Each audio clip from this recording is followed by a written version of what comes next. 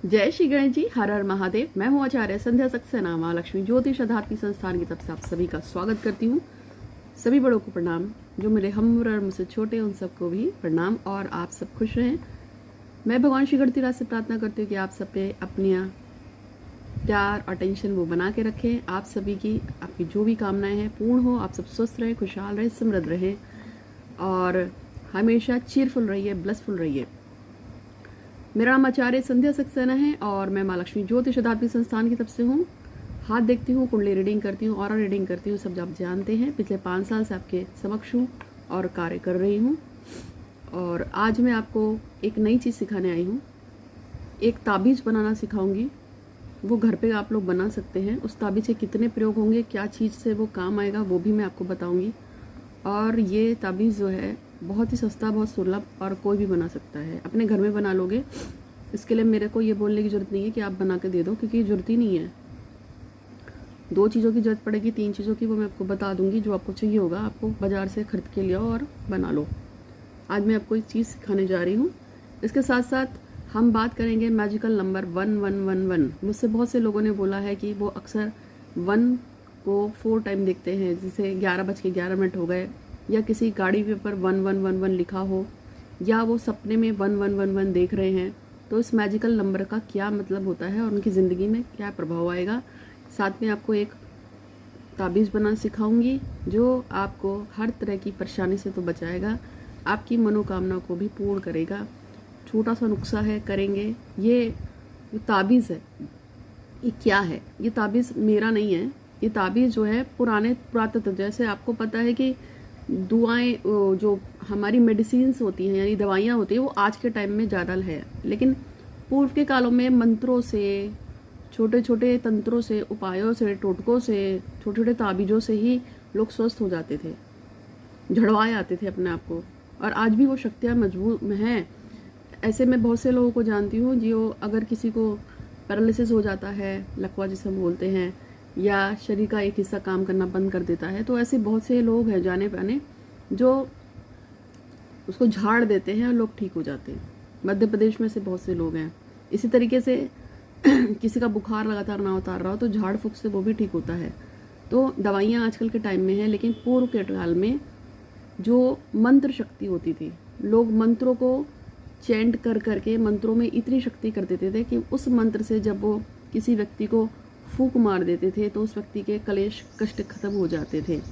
बहुत कम ऐसे लोग हमारे बीच में रह गए हैं, क्योंकि अधिकतर लोगों ने इस चीज़ को कमर्शियल कर दिया है, या सच्ची जो शक्ति है वो अक्सर हमें मिल नहीं पाती है। तो आज जो मैं आपको बताऊंगी वो मैं एक ताबीज़ बताऊंगी। ये मनोकामना भी पूरी करेगा और ये आपके कार्यों को भी पूरा करेगा। 1 के बारे में बताऊंगी।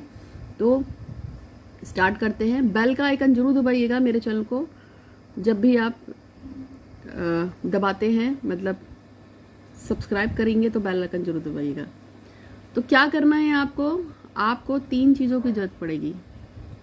सबसे पहले आपको एक धागे की ज़रूरत पड़ेगी। जितनी आपका लंबाई है उतना लंबाई का आपको धागा लेके आना है। आपकी लंबाई 5 फुट 4 इंच, तो 5 फुट 4 इंच का ही धागा लेंगे। उसके बाद उसको फोल्ड कर लेंगे कई बार, जितना आपके गले में सेट हो जाए उतना आपको सेट कर लेना है। अब उसमें आपको 7 गांठें बांधनी हैं। ये जो 7 गांठें होंगी ये हनुमान जी के नाम से आप लगाएंगे। आप ऐसा कर सकते हैं कि अगर आपको पढ़ना लिखना ज़्यादा नहीं आता है तो जय हनुमान जी, जय हनुमान जी, जय हनुमान जी कहते कहते उस पर 7 गांठें बांध दीजिए। गांठें थोड़ी थोड़ी दूर पे लगाना, ठीक है। और उसके बाद आपको क्या करना है, उसके बाद आपको एक ताबीज़ लेना है। आप ताबीज़ चांदी का भी ले सकते हैं, आप तांबे का भी ले सकते हैं। अगर आपके पास ताबीज़ लेने की इस समय वो नहीं है, परिस्थिति नहीं बन सकती है, तो आप कपड़ा ले सकते हैं।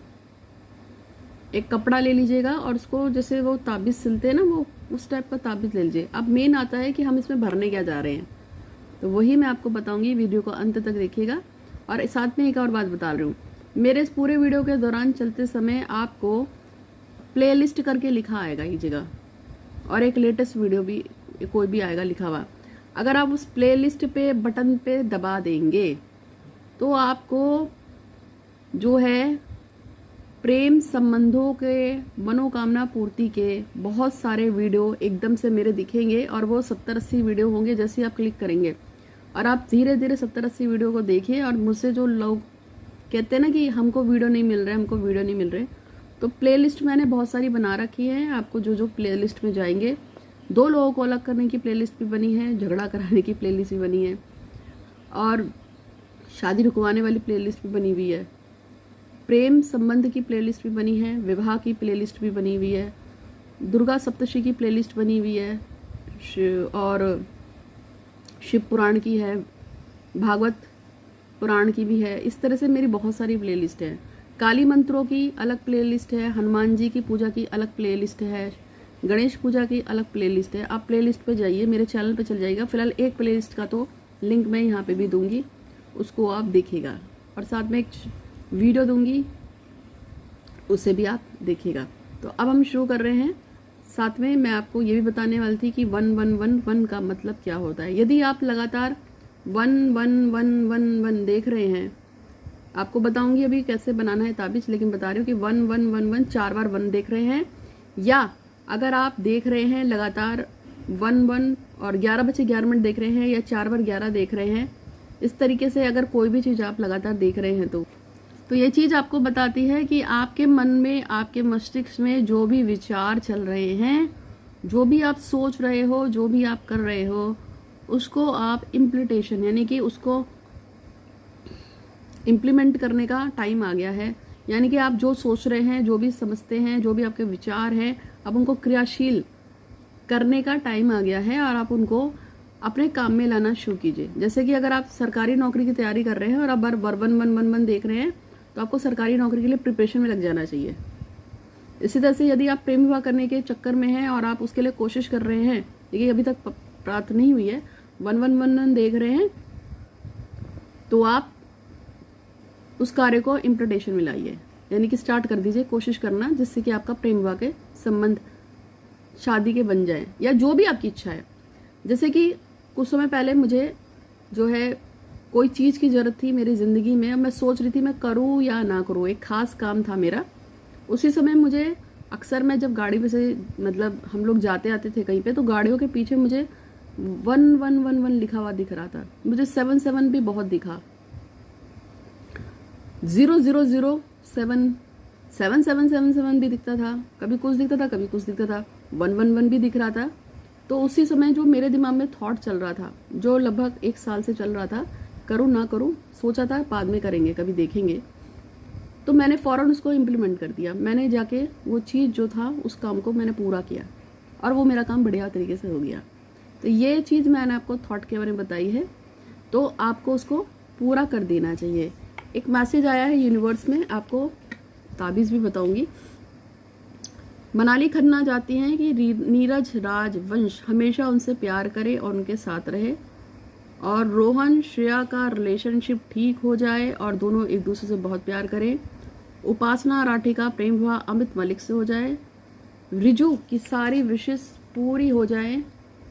श्रेया और रोहन की शादी हो जाए। अब ये जितने लोगों के मैंने नाम लिए हैं, तो हे श्री गणपति महाराज, आपसे प्रार्थना है, मनाली खन्ना, रोहन, श्रेया, उपासना राठी, अमित मलिक, रिजू और श्रेया रोहन की समस्त मनोकामनाओं को पूर्ण करने के लिए भगवान श्री गणपति महाराज आपका शुक्रिया, धन्यवाद धन्यवाद धन्यवाद धन्यवाद, शुक्रिया धन्यवाद धन्यवाद, गणेश जी आपको शुक्रिया, धन्यवाद धन्यवाद। इसके साथ साथ मैं आप सभी व्यूअर्स से प्रार्थना करती हूँ कि आप लोग भी मन में मानसिक रूप से प्रार्थना कीजिए कि जिन लोगों के नाम मैंने यूनिवर्स में लिए हैं, इनकी मनोकामनाएं पूरी हो, मैं, मेरा परिवार स्वस्थ हो और आपका परिवार भी स्वस्थ हो, ये कामना भी पूरी हो।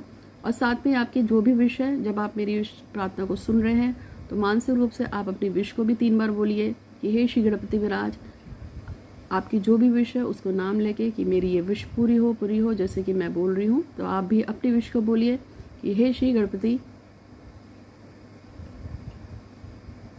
महाराज, मेरा जो काम है, जो मेरी मनोकामना हो, वो जल्द से जल्द पूर्ण हो। तो आपको, जैसे मैं अपने लिए बोल रही हूँ, आप अपने लिए बोलिए कि हे श्री गणपति महाराज, मैं संध्या सक्सेना, मेरा परिवार और मैं आजीवन स्वस्थ रहें, खुशहाल रहें, समृद्ध रहें। हम पे कृपा आपने की है, इसके लिए शुक्रिया, धन्यवाद धन्यवाद धन्यवाद, शुक्रिया, धन्यवाद धन्यवाद धन्यवाद, शुक्रिया, धन्यवाद धन्यवाद धन्यवाद। जहाँ मैंने अपना नाम लिया है वहाँ आप अपना नाम लीजिए और अपनी विश को बोलिए। तो अब मैं आपसे बात कर रही थी उस चीज़ के बारे में कि किस तरीके से हम करेंगे। तो आपको पपीते के बीज लेके आने हैं। उन पपीते के बीज को सामने रखकर उस पे आपको 11 माला सीताराम की जाप करनी है और भगवान सीताराम से प्रार्थना करनी है कि आपके घर में किसी ने अगर कुछ उल्टा सीधा कर दिया हो, ज्ञात अज्ञात शक्ति ने अगर आपका कोई नुकसान पहुंचाने की कोशिश कर रही, या अगर आपके साथ कुछ अनहोनी घटना घट रही हो, किसी ने आप पे कुछ किया कराया हो, या आपकी कोई खास विशेष मनोकामना हो जिसको आप पूरा करने के लिए बहुत समय से परेशान हो और वो पूरी ना हो पा रही है, तो वो सारी चीज़ें आपको भगवान सीताराम से कहना है कि मैं इसके निमित्त ये जो ताबीज़ है इसको धारण करने जा रहा हूँ या जा रही हूँ। आप किसी और के लिए भी बना सकते हैं कि वो स्वस्थ हो जाए, मैं उसके लिए बना रहा हूँ, या वो उसके काम बन जाए इसके लिए बना रहा हूँ।